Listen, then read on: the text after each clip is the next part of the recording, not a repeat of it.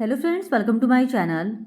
आज के इस वीडियो में हम लोग बिहार स्टेट पेपर 1 में पूछे गए टीजीटी सोशल साइंस के प्रीवियस ईयर क्वेश्चंस को आपके साथ डिस्कस करेंगे, वो भी यूथ कंपटीशन टाइम्स की बुक के अकॉर्डिंग।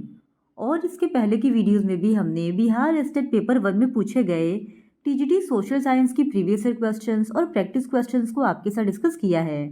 अगर अभी तक आपने उन वीडियोज़ को नहीं देखा है तो उन वीडियोस का लिंक आपको डिस्क्रिप्शन बॉक्स में मिल जाएगा, आप उसे जाके देख सकते हैं। तो बिना देरी किए चलिए आज का ये वीडियो स्टार्ट करते हैं। तो आज के इस वीडियो में हम लोग 20 मई 2024 के शिफ्ट सेकंड में पूछे गए क्वेश्चंस का डिस्कशन आपके साथ करेंगे। तो क्वेश्चन नंबर 1 है, समुद्री मार्ग से विश्व का परिभ्रमण सबसे पहले किसने किया? तो इस क्वेश्चन का सही जवाब है ऑप्शन बी, मैगलेन ने। समुद्री मार्ग से विश्व का परिभ्रमण करने वाला विश्व का पहला व्यक्ति फर्दिनांद मैगलेन था और यह पुर्तगाल का निवासी था। फिर क्वेश्चन नंबर 2, भौगोलिक खोजों के परिणाम स्वरूप किस वर्ग को अधिक फायदा हुआ? तो इस क्वेश्चन का सही जवाब है ऑप्शन बी, व्यापारी वर्ग। भौगोलिक खोजों के परिणाम स्वरूप व्यापारी वर्ग को सबसे अधिक फायदा हुआ था। व्यापारिक मार्गों की खोज होने से व्यापारी वर्ग अन्य देशों के साथ व्यापार करके मुनाफा कमाने लगे, जिससे सबसे ज़्यादा फायदा इस वर्ग को हुआ। फिर क्वेश्चन नंबर 3, अमेरिका का पता किसने लगाया? तो इस क्वेश्चन का सही जवाब है ऑप्शन बी, कोलंबस ने। क्रिस्टोफर कोलंबस का जन्म इटली में हुआ था, लेकिन इसने स्पेन के झंडे के तले अमेरिका की यात्रा की। 1492 ईस्वी में यह भारत की खोज के लिए निकला, लेकिन अटलांटिक महासागर होते हुए यह उत्तरी अमेरिका की खोज कर दिया। फिर क्वेश्चन नंबर 4, इंग्लैंड में स्टैम्प एक्ट किस वर्ष पारित हुआ था? तो इस क्वेश्चन का सही जवाब हो जाएगा ऑप्शन ए, 1765 में। स्टैम्प एक्ट को ब्रिटिश संसद ने 1765 ईस्वी में पारित किया था। इस एक्ट के द्वारा अमेरिकी उपनिवेश में कानूनी कागजात, समाचार पत्र, पैम्पलेट, कार्ड, पंचांग इत्यादि पर प्रत्यक्ष कराधान के माध्यम से राजस्व बढ़ाने का पहला ब्रिटिश संसदीय प्रयास था। फिर क्वेश्चन नंबर 5, सप्तवर्षीय युद्ध में किसकी पराजय हुई थी? तो इस क्वेश्चन का सही जवाब हो जाएगा ऑप्शन बी, फ्रांस। सप्तवर्षीय युद्ध, जो कि 1756 से लेकर 1763 तक यूरोप में लड़ा गया था, एक महाशक्ति संघर्ष था जिसमें कई देश शामिल थे। ग्रेट ब्रिटेन, प्रशा के विरुद्ध फ्रांस और ऑस्ट्रिया एवं अन्य गठबंधन इसमें शामिल थे और इस युद्ध में अंतिम रूप से ब्रिटिश सेना को सफलता मिली और फ्रांस को पराजय का मुख देखना पड़ा। फिर क्वेश्चन नंबर 6, अमेरिका स्वतंत्रता संग्राम में अंग्रेजों का सेनापति कौन था? तो इस क्वेश्चन का सही जवाब है ऑप्शन सी, कॉर्नवालिस। अमेरिकी स्वतंत्रता संग्राम के दौरान ब्रिटिश सेना का नेतृत्व जनरल कॉर्नवालिस ने किया था, जबकि जॉर्ज वॉशिंगटन अमेरिकी सेना के एक प्रमुख नेता थे। 1783 में पेरिस की संधि के साथ यह युद्ध समाप्त हुआ, जहां ब्रिटेन ने आधिकारिक तौर पर संयुक्त राज्य अमेरिका को स्वतंत्रता की मान्यता दे दी। फिर क्वेश्चन नंबर 7, किस संधि के द्वारा अमेरिकी स्वतंत्रता संग्राम को मान्यता मिली? तो इस क्वेश्चन का सही जवाब है ऑप्शन ए, पेरिस की संधि। 1783 में हुई पेरिस की संधि के साथ अमेरिकी स्वतंत्रता संग्राम को मान्यता मिली थी और इस संधि के साथ ही संयुक्त राज्य अमेरिका को औपचारिक रूप से स्वतंत्र राष्ट्र के रूप में भी मान्यता मिल गई। फिर क्वेश्चन नंबर 8, फ्रांस में हर साल राष्ट्रीय दिवस कब मनाया जाता है? तो इस क्वेश्चन का सही जवाब है ऑप्शन बी, 14 जुलाई। बेस्टिल दिवस के रूप में जाने जाने वाला फ्रांस का राष्ट्रीय दिवस हर साल 14 जुलाई को मनाया जाता है और 14 जुलाई 1789 में बेस्टिल एक सैन्य किले और जेल के पतन का प्रतीक है। फिर क्वेश्चन नंबर 9, नाजीवाद किस देश में एक राजनीतिक विचारधारा के रूप में उभरा? तो इस क्वेश्चन का सही जवाब है ऑप्शन बी, जर्मनी। नाजीवाद जर्मनी में एक राजनीतिक विचारधारा के रूप में उभरा और इसकी शुरुआत 1920 के दशक में एडोल्फ हिटलर ने की थी, जो द्वितीय विश्व युद्ध की समाप्ति के समय तक एक विचारधारा के रूप में बना रहा। फिर क्वेश्चन नंबर 10, एडोल्फ हिटलर की आत्मकथा का शीर्षक क्या था, जिसमें उन्होंने जर्मनी के लिए अपनी राजनीति विचारधारा और भविष्य की योजनाओं की रूपरेखा दी थी? तो इस क्वेश्चन का सही जवाब है option B, Mein Kampf Nazi Germany के तानाशाह और पूर्व चांसलर एडोल्फ हिटलर द्वारा लिखित एक पुस्तक है जिसमें हिटलर की आत्मकथा के साथ साथ उसकी राजनीतिक विचारधारा और जर्मनी हेतु उसकी योजनाओं का वर्णन है। फिर क्वेश्चन नंबर 11, चूड़ामन राय किस विद्रोह से संबंधित है? तो इस क्वेश्चन का सही जवाब हो जाएगा ऑप्शन ए, चेरो विद्रोह। चेरो विद्रोह की शुरुआत 1770-71 में होती है और चूड़ामन राय इसी विद्रोह से जुड़े थे। 1783 में राजा विश्वनाथ राय की मृत्यु के बाद चूड़ामन राय का शासन आया और इसके कार्यकाल में काश्तकार भड़क उठे और 1800 ईस्वी में चेरो ने आंदोलन कर दिया जिसके नेता भूकन सिंह थे। फिर क्वेश्चन नंबर 12, अंगूर की खेती को क्या कहा जाता है?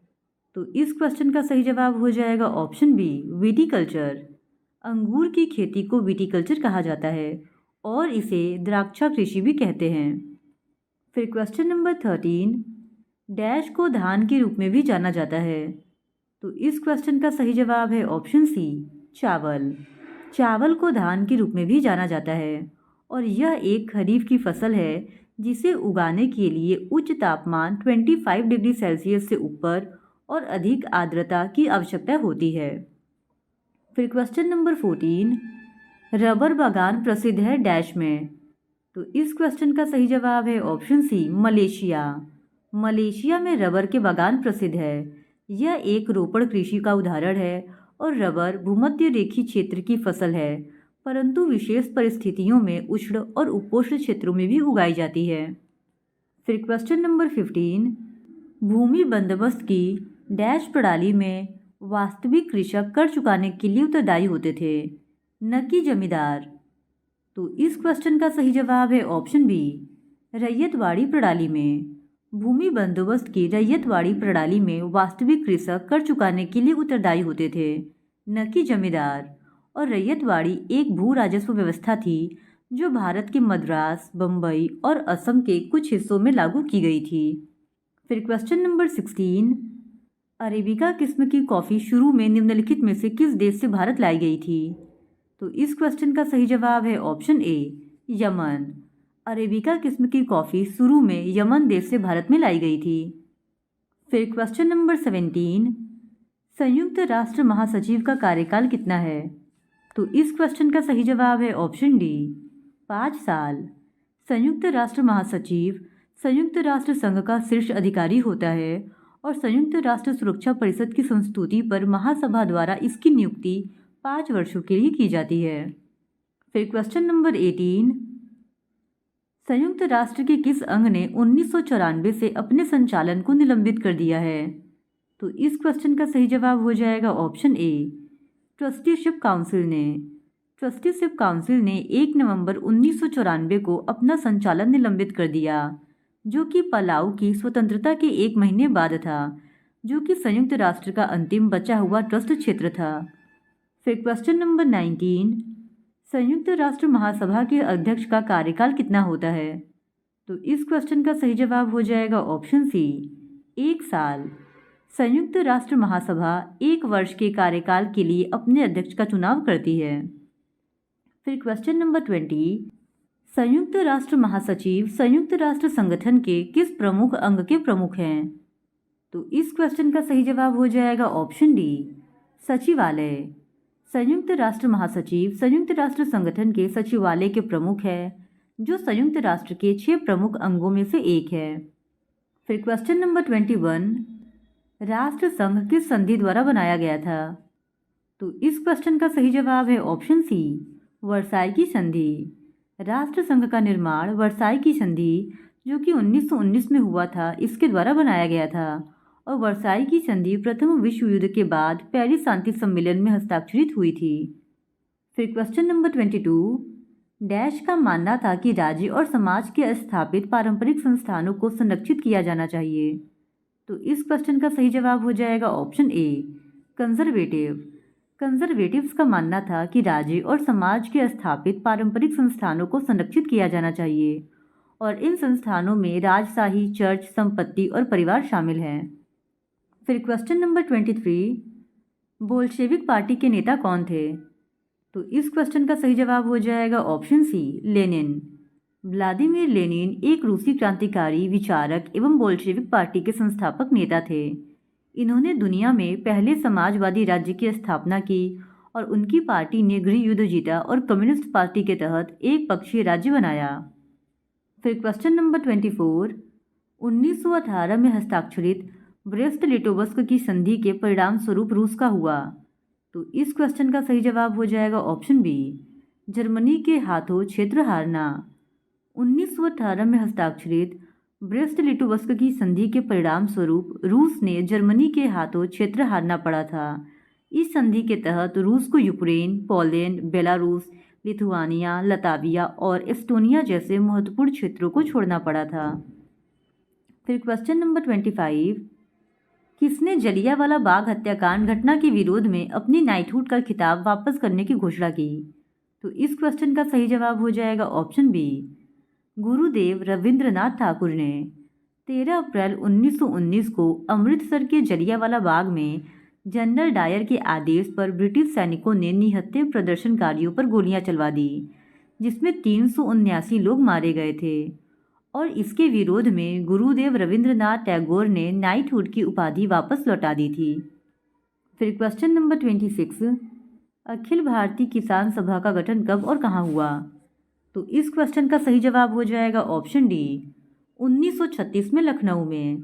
अखिल भारतीय किसान सभा का गठन 11 अप्रैल 1936 को लखनऊ में भारतीय राष्ट्रीय कांग्रेस के सत्र में किया गया था और इसकी स्थापना स्वामी सहजानंद ने की और एन.जी. रंगा इसके सचिव चुने गए। फिर क्वेश्चन नंबर 27, निम्नलिखित में से किसने एम.एन. रॉय और नलिनी गुप्ता के प्रभाव में कलकत्ता में कम्युनिस्ट समूह का गठन किया? तो इस क्वेश्चन का सही जवाब हो जाएगा ऑप्शन डी, मुजफ्फर अहमद। मुजफ्फर अहमद ने एम.एन. रॉय और नलिनी गुप्ता के प्रभाव में कलकत्ता में कम्युनिस्ट समूह का गठन किया था। फिर क्वेश्चन नंबर 28, इंग्लैंड में औद्योगिक क्रांति किस उद्योग से प्रारंभ हुई थी? तो ये हम सब लोग जानते हैं कि इंग्लैंड में औद्योगिक क्रांति का आरंभ वस्त्र उद्योग से हुआ था, यानी ऑप्शन बी इस क्वेश्चन का सही जवाब होगा। फिर question number 29, Akhil Bharatiya trade union Congress की स्थापना कब हुआ? तो इस क्वेश्चन का सही जवाब है option D, 1920। Akhil Bharatiya trade union Congress की स्थापना 31 अक्टूबर 1920 को हुई थी और इसके संस्थापक अध्यक्ष लाला लाजपत राय और उपाध्यक्ष बैप्टिस्टा थे। इसके सचिव चीमन लाल लाल थे। फिर क्वेश्चन नंबर 30, लंदन में अनिवार्य प्राथमिक शिक्षा कानून कब लागू हुई? तो इस क्वेश्चन का सही जवाब है ऑप्शन डी, 1870 में। लंदन में अनिवार्य प्राथमिक शिक्षा कानून 1870 में लागू हुआ था। इस कानून के तहत 5 से 12 वर्ष की आयु के प्रत्येक बच्चे के लिए स्कूल में जगह उपलब्ध कराना अनिवार्य कर दिया गया था और जिस जगह पर स्कूल नहीं होता था वहाँ नए स्कूल बनवाए गए और उसका रख रखाव भी किया जाने लगा। फिर क्वेश्चन नंबर 31, चार्ल्स डिकेंस द्वारा रचित उपन्यास डॉम्बे एंड सन कब प्रकाशित हुआ? तो इस क्वेश्चन का सही जवाब है ऑप्शन बी, 1848 में। चार्ल्स डिकेंस द्वारा रचित उपन्यास डॉम्बे एंड सन 1848 में प्रकाशित हुआ था। यह एक शक्तिशाली व्यक्ति की कहानी है जिसके परिवार के प्रति कठोर उपेक्षा उसके पेशेवर और व्यक्तिगत पतन का कारण बनती है और चार्ल्स डिकेंस को व्यापक रूप से विक्टोरियन युग का सर्वश्रेष्ठ उपन्यासकार माना जाता है। फिर क्वेश्चन नंबर 32, विश्वव्यापी आर्थिक संकट किस वर्ष आरंभ हुआ था? तो इस क्वेश्चन का सही जवाब है ऑप्शन सी, 1929 में। विश्वव्यापी आर्थिक मंदी की शुरुआत 1929 में शुरू हुई थी और यह 1930 के दशक के अंत तक जारी रही।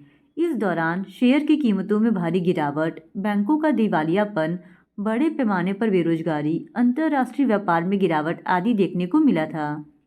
फिर क्वेश्चन नंबर 33, वह व्यक्ति जो लोगों को गांव से लाता था, उनके लिए नौकरियां सुनिश्चित करता था, उन्हें शहरों में बसने में मदद करता था और ज़रूरत के समय उन्हें धन उपलब्ध कराता था, उसे कहा जाता था।